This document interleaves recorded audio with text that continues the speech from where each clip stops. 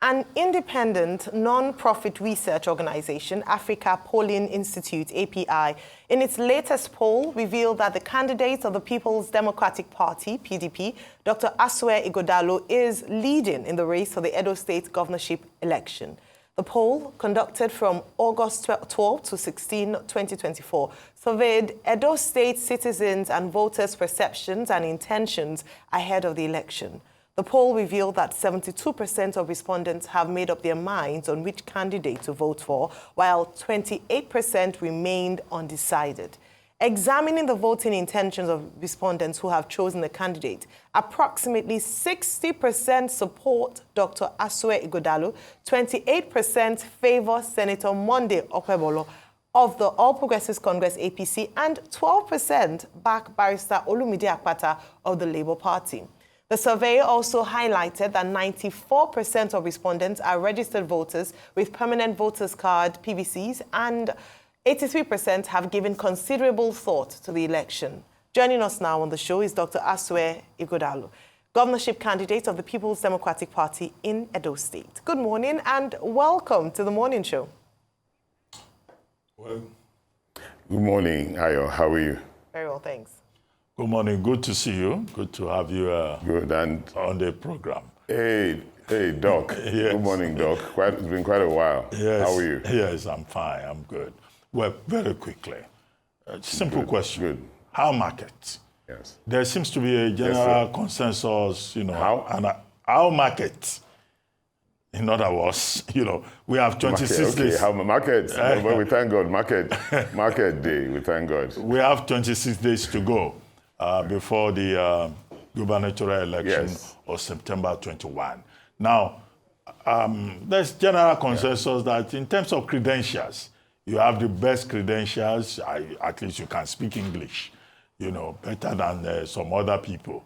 But there's this other view that, look, in Nigeria, it's not about certificates. It's not about ability to speak English. We have had butchers and touts winning elections in this country. And some people are saying, well, the same thing could happen in Edo State.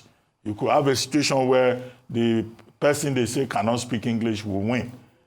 So does that give you anxiety that it's a different kind of terrain in Nigerian politics? The most qualified are not necessarily the persons in government. Yes. Thank you very much, Ruben, and good morning again. The voters in Edo State are different. Voters in Edo State understand the terrain, and they do not discriminate, and they're very enlightened. I think the key for us is that we're selling a message to the voters in the state, grassroots, from the grassroots right up. And we are telling them that we are the party and we will be the government that will resolve the problems, the suffering of the people. The people are truly suffering. People can't eat. People don't have any money in their pockets. So there's a lot that is not going right at the moment. And so that's the message we are selling to people, that we will be the party, we will be the government to resolve the issues, to create even more jobs, to create an enabling environment for businesses, to help build infrastructure, all those things that affect people's daily lives, put food on their table, ensure that they get livable wages when they work, ensure that they have water and they have light where they don't have light and water, ensure that they have access to good healthcare and their kids can go to great schools, So we are concerned about the people. Our concern is for the betterment and the well-being of the people of Edo State. And that's the message we're selling. And we keep selling that message. And I believe the people of Edo State, you can see from the polls, the people from Edo State believe the message we are selling. They know that we will deliver for them. We've been to every part of the state, every nook and cranny of the state, campaigning, talking to people, entering markets, entering homes, going into pubs, going, in different places and just connecting with the people. And I think that the people see the sincerity in the message we're bringing. The people see that we are trustworthy, and we'll continue working as hard as we've been working till the day we can't continue campaigning. And then we'll take it on from there. But I think that the people of Edo State are discerning. The people of Edo State know right from wrong. They know light from darkness. They know up from down. And they know those who love them genuinely and are coming to work for them. So Doc, we're optimistic, very optimistic, that we'll continue working as hard as we've been working. We'll continue selling our message. And we're very optimistic that with a level playing field, without any tilting of the field in any way, we will win this election by the grace of God. All right, thank you. I like your optimism, and I'm sure a number of people share that based on the poll that we just talked about. But let me ask you questions on your manifesto. You have highlighted... sorry, you may need to raise your voice. Okay, can you hear me now? Can you hear me? Raise your voice a bit. Can you hear me clearer now? Yeah, it's better. Okay. Yeah, it's better now. So I can hear you clearer now. I'd like to interrogate your manifesto. So you released your manifesto with 5 major pillars as to your plans for Edo State. Correct. And you've articulated it quite well. But I'd like to ask you, just bringing out 1 point from each of the 5 pillars and just share the how. Because we see a lot of great manifestos, but the moment election is done, swearing in is out of the way, that is the end of the manifesto. So let me ask you, so the Edo people can hold you to account when you get into office. The first of well-being of all your people. You talk about every child above 15 will learn a skill. How? I think you're looking at an old copy, but it doesn't matter. Okay, all the pillars are still there, but I've restructured and rearranged them. All right, brilliant. I believe that the details of the pillars are still there, because I saw a recent one and it still had the pillars. The second one was being the number one tourist. All the 5 pillars are the same. All the 5 pillars are the same. Okay. It's just that I've restructured and rearranged them. Okay, so maybe you can share with us about that. But number 1 tourist destination in West Africa, that's an interesting one. Then you talk about the fact that you have eco-tourist resorts. You will increase your IGR. Currently not doing badly, 64 billion naira in 2023, up by about 17 billion in the last count. And then securing Edo State. We know how security matters can get, because it's the federal government at the center. How are you going to work with the center to ensure that Edo State is one of the most secure places in Nigeria? Thank you very much. Our restructured manifesto shows that security is number 1 priority. And again, from our constitutional provisions, the governor is the chief security officer, but he actually doesn't directly control any troops. The police report to the inspector general, the military report to the chief of army staff, and so on and so forth. But I think over the years, the system has managed to work itself out, where in every state, there's a security council or security committee that comprises Commissioner of Police, the most senior army officer in the state, and there is a process by which there is a security apparatus and architecture created in the state. And I think the governor chairs that committee. And it's worked well in most states, in many states. So that's what we're pointing at. We'll work through that organ, but the most important thing is to be able to find resources to create a technologically empowered security architecture in the state. And we will help with the equipment for those officers that have been assigned to work in Edo State. We'll help with technology. We'll help with training, so that we create those who are working within our state will be a first-class security force working in Edo State, to ensure that we create an Edo State that is secure from all the entry points into the state and every part of the state. So we're confident. It's happened before. 1 or 2 states, through their security trust fund that they created to bring in resources to be able to properly equip, have done quite well and brought down crime and insecurity within their states considerably. If we don't get security right in Edo State, many of the things, or in any state in Nigeria, or in Nigeria as a country, many of the problems we have will not go away. So that's why that's our number 1 focus. And we'll work through our Security Trust Fund, we'll work through training, we'll work through the resources that are available. And I know that the National Assembly is currently considering issues that have to do with state police. We'll see how far that goes. If that comes on stream, that also strengthens the security architecture. If it doesn't come on stream, we'll work within what we have now, and we'll strengthen it and improve it. But the important thing is to enhance technology, enhance training, enhance equipment. And it will be a priority, a number 1 priority. Right. That's on security. On the well-being of the people. Oh, please go ahead. Go ahead. Go on, yes. Please go ahead, Jolly. I thought you had I was stopped. quite curious I if we can... I thought you wanted me to touch on... Yes, I would like you to do that. And very importantly, Yes. one part was that #1 tourist destination in Africa. I'm quite curious about that. You don't forget security rights. If you come into Edo State, Edo State is a cultural hub. So if we get security rights, let's just take our guys in the diaspora. If they come home on holiday once or twice a year, sometimes come home with a friend. What about our cultural festivals centered around our Oba in Benin or around the Otaro of Auchi? What about Igun Street, our bronze, looking at the moat? There's so many things you can see, the Ososo Festival. There's so many things you can see in Edo State because it's a truly culturally rich state. So we can create tourism. If people know that they're secure when they come into the state, you know you can come on holiday and you can go unhindered, safely, unhampered. I think if in the UK, people or London can earn £6 billion and over by people coming to watch the change of the guards and coming to look at Buckingham Palace and coming to look at royalty waving at you, I'm sure if we get all our cultural heritage and culture together, we in Edo State can earn a substantial amount of money from tourism. And Edo State people are friendly people anyway, and they're hospitable. So I'm quite confident that from tourism alone, we can earn substantial income. So that's one of our economic planks, you know. And when I was talking to Nigerians and Edo State people in the diaspora, just coming on holiday and probably spending $2,000 or $3,000 each time you come, not stopping in Lagos, but coming into Benin or going into Uromi or going into Auchi or Agenebode or Igara and spending the money there will do a lot of reflating of our economy in Edo State. You know, so that's why again kind of pivot to security. You know, if you get security right, food security will be there. You know, tourism, it'll be easier for us to create an enabling environment for business. So that's why I say that we'll focus on security. It'll help us with tourism. It'll help us with diaspora visits, you know. And I'm quite confident that starts a process of quickly reflating the economy. Okay. I mean, good to see you again. So a couple of things, Rufai here. Number one, we'd like to talk about water. Mm-hmm.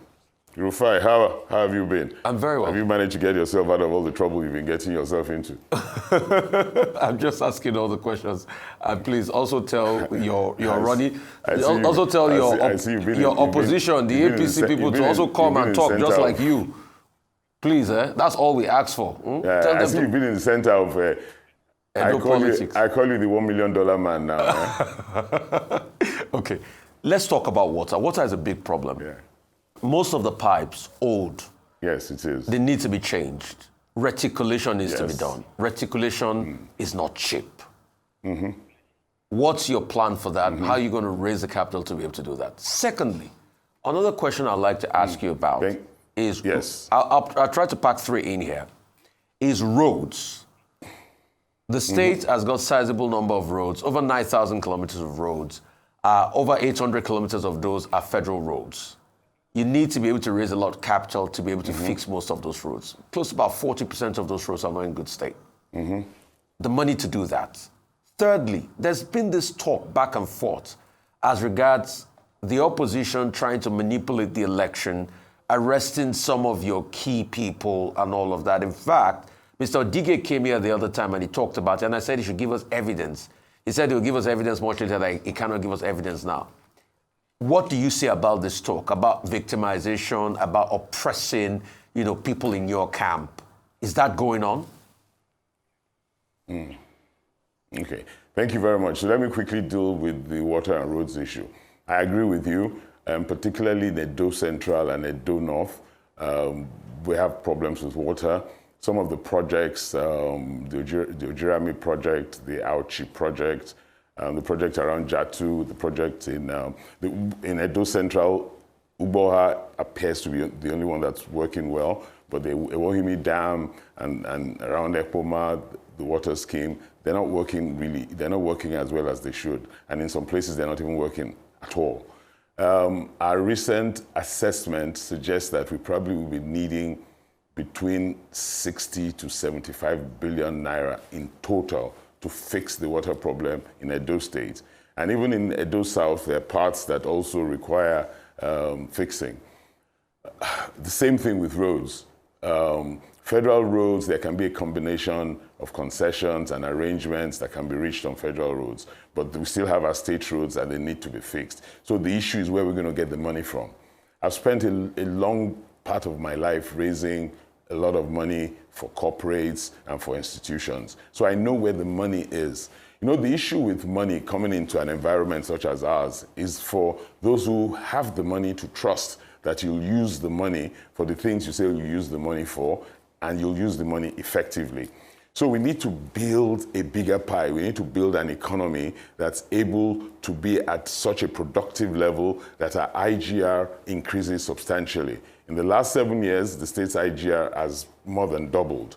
And I think we can even do much better when we create that enabling environment. If you look in the Pobaha area, it's really now an industrial belt, an industrial zone.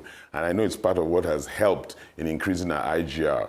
What about the rubber and the palm programs that have also exponentially grown agriculture in that area? So if we look inwards, we look into agriculture very seriously, we look into manufacturing, we look into tourism, we're able to build our IGR. I've been telling people that Edo State earns a revenue of about 15, 16, maybe 17 billion at peak time a month. We need to build a bigger pie. So we should be looking at an Edo State that will double that and that will triple that as quickly as possible. And then we should also have a government that those who give capital at little or no rates, those who are donors or grantors, trust the government. When you trust the government, those who have been in the private sector know that companies that have worthy management and good boards attract capital much easier and at cheaper rates. It's the same thing with governments. If the givers of capital trust those that are in government, then you are better able to access capital at a lower rate and as than when you require the capital. So you will see that in Edo State today, the present government of Edo State, for the projects that it requires, is able to access capital faster and easier than some other states. It's because there's a trust in governance. And we will bring that trust and transparency into governance, so we're better able to attract capital. And I know where capital is in the world. I know where grants are, where donors who are ready to look to us are. So I'm not too bothered about finding money.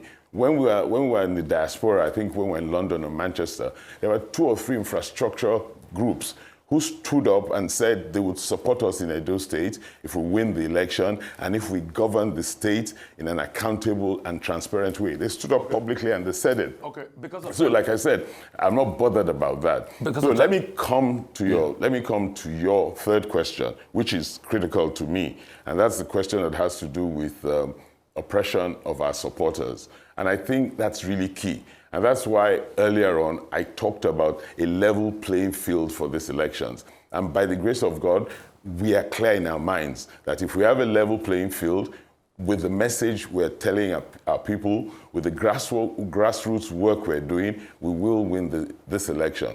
The president has also assured everybody that he's going to ensure and enable a level playing field. But what we're seeing doesn't suggest that. In the last few weeks, we've had a number of our supporters being arrested and taken off to Abuja. And the Commissioner of Police in the state doesn't know very much about it. So guys coming from Abuja pick up our guys and carry them off to Abuja. We don't know why they've been arrested. Nobody has said anything. Who was arrested among your guys? Can you name names so we know what's going on? Can you name names? Who among your guys were arrested? One of the most recent is a guy called Kingsley Osahon, who's a councillor in Uromi. You know, I went to see his mother last Friday and his young kids. You know, and truly the house is in disarray. Now there was a raid at dawn about 5:30 a.m. They barged into the house. They picked him up. They didn't say anything. The mother kept telling me that she was asking, "What has my son done?" They didn't even say anything to her. They just pushed her aside and they took him away. And nobody knows where he is. Okay. You know. And there are about 4 or 5 of our other guys that have been taken away in similar vein. Okay. And what we're saying is that if you arrest somebody that has committed an offense, the law says that when you arrest somebody within a period of time, you charge the person to court. The right to fair hearing. You bail the person. Okay. Or, but we don't even know where we know that they're in Abuja now from the investigations we're conducting, but we don't know where they are in Abuja. We don't know what they did. So, and then, a few weeks ago, there was all this hula baloo. That was on the 18th of July in Benin. There were people on TV. We all saw them on TV carrying guns and going all over the place, and intimidating the citizens of the state. We saw people go into the NBA building to beat up lawyers. We saw people all over the streets of Benin just behaving as if they were in a lawless environment. Nothing happened to them. Nothing.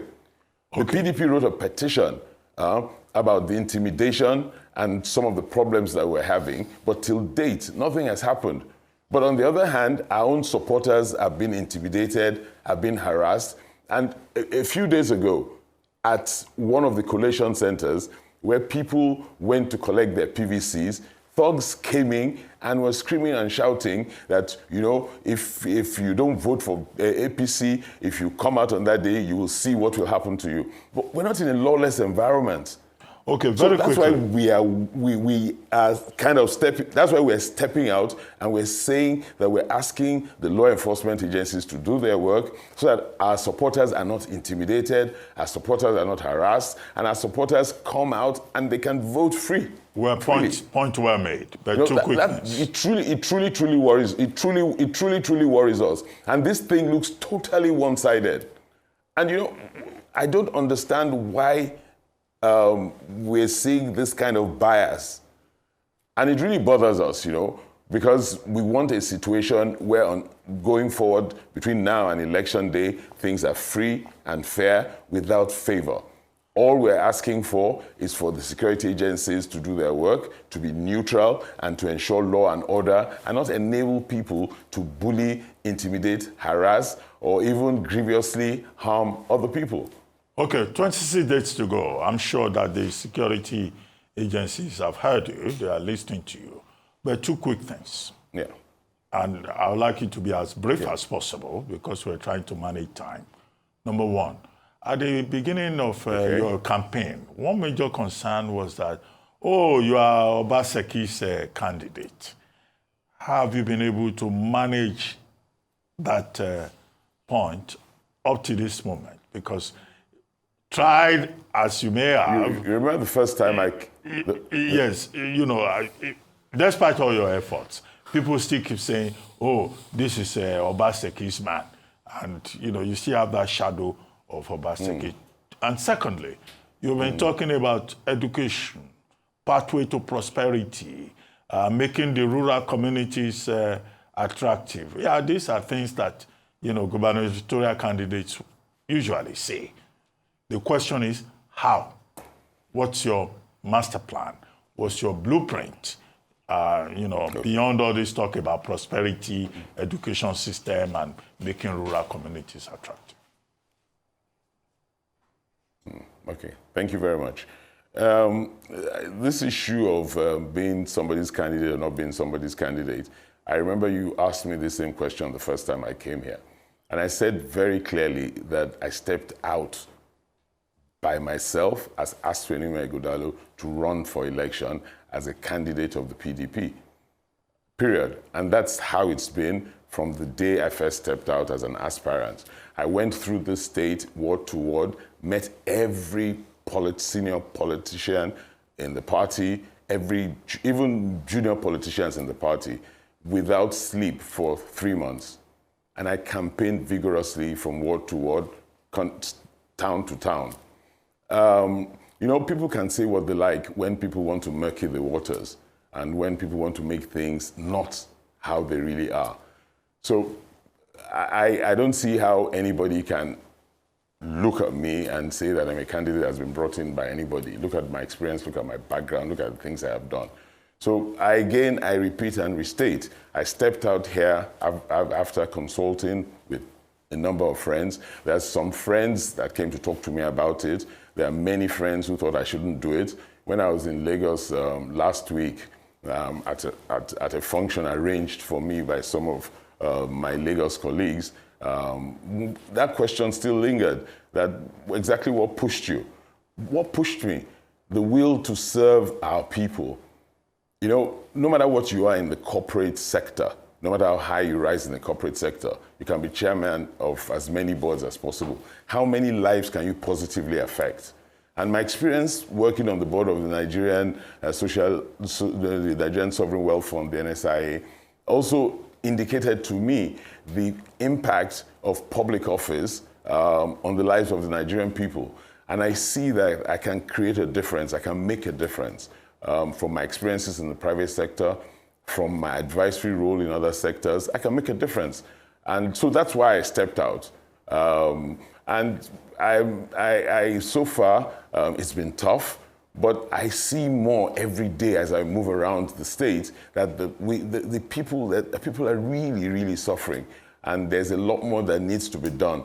Certain policies that have emanated have totally and wrongly and badly affected people. The insecurities have even transmitted to insecurity, strong food insecurity.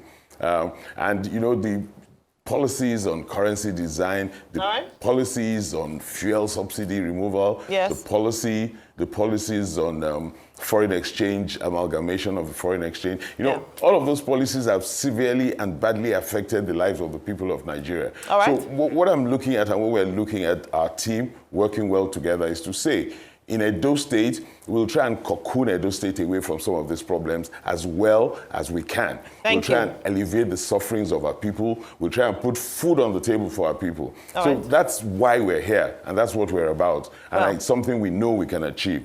On the other part of your question on education, just in 10 seconds, I think the present government has done quite... 10 seconds, we're out of time.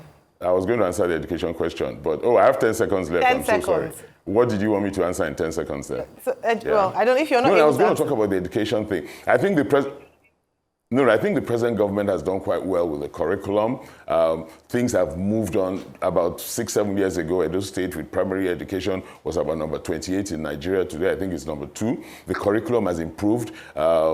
Teachers have been retrained. Teachers have now been employed and they are being trained, and we've looked at the curriculum of our students, and students have been taught in a technologically advanced way. They work with tabs, teachers work with tabs. What we now need to do in addition to this is to ensure that the physical infrastructure for schools is also improved. And that's why we have to look for resources for that, and we'll find the resources. Then we'll move on to secondary education and do the same thing. Mr. Ighodalo, thank you so much. We are absolutely out of time. We hear the passion. And if we had the entire 3 hours. I still have so much more to talk about. Absolutely. But thank you so much. I wish I did. You guys should take me from 7 a.m. You guys should take me from 7 a.m. to 10 a.m. All right. Honestly. Thank you so much.